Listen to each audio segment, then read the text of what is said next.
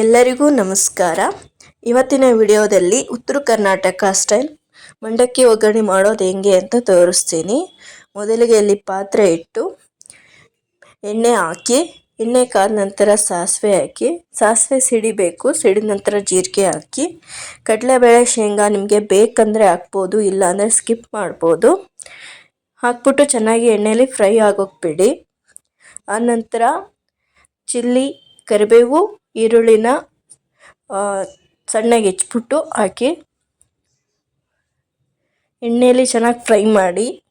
ಇಲ್ಲಿ ನಿಮಗೆ ಕಲರ್ಗೋಸ್ಕರ ಅರಿಶಿಣ ಪುಡಿ ಮತ್ತು ಉಪ್ಪು ನಿಮ್ಗೆ ರುಚಿಗೆ ಎಷ್ಟು ಬೇಕೋ ಅಷ್ಟು ನೋಡಿಕೊಂಡು ಉಪ್ಪು ಹಾಕ್ಕೊಳ್ಳಿ. ಹಾಕಿ ಚೆನ್ನಾಗಿ ಫ್ರೈ ಮಾಡಿ. ಇದನ್ನು ಟ್ರೈ ಮಾಡಿ, ತುಂಬ ಟೇಸ್ಟಿಯಾಗಿರುತ್ತೆ.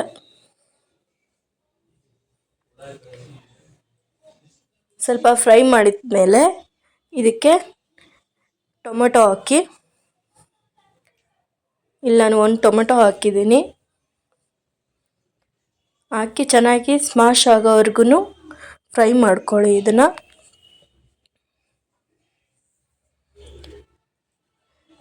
ನೀವು ಟ್ರೈ ಮಾಡಿ ಟೇಸ್ಟ್ ಹೇಗೆ ಬಂದಿದೆ ಅಂತೇಳಿ ಕಮೆಂಟ್ ಮಾಡಿ.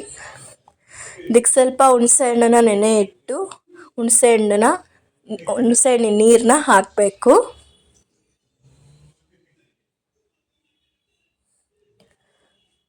ನಾನಿಲ್ಲಿ ಸ್ವಲ್ಪ ಕೊತ್ತಂಬರಿ ಹಾಕ್ತೀನಿ. ಹಾಕಿ ಚೆನ್ನಾಗಿ ಫ್ರೈ ಮಾಡ್ಕೊಳ್ಳಿ. ಇದನ್ನು ಸ್ವಲ್ಪ ಹುಣಸೆ ಹಣ್ಣಿಂದು ಎಲ್ಲ ಸ್ಮೆಲ್ ಹೋಗಬೇಕು, ಎಲ್ಲ ಫ್ರೈ ಆಗಲಿ ಅದು. ಇಲ್ಲಿ ಸೈಡ್ಗೆ ನಾನು ಸ್ವಲ್ಪ ಪುಟಾಣಿ ಕಾಳನ್ನ ಸ್ವಲ್ಪ ಪೌಡ್ರ್ ಮಾಡ್ಕೊತೀನಿ.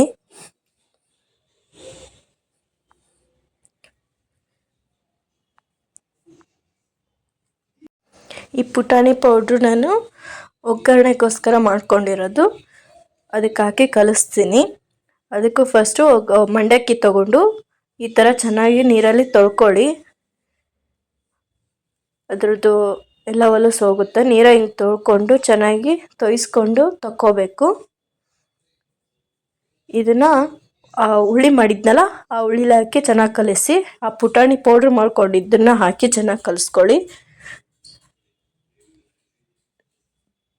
ಪುಟಾಣಿ ಚಟ್ನೀಲಿ ಸರ್ವ್ ಮಾಡ್ಕೊಂಡು ತಿನ್ನಿ, ತುಂಬ ಚೆನ್ನಾಗಿರುತ್ತೆ. ನೀವು ಟ್ರೈ ಮಾಡಿ.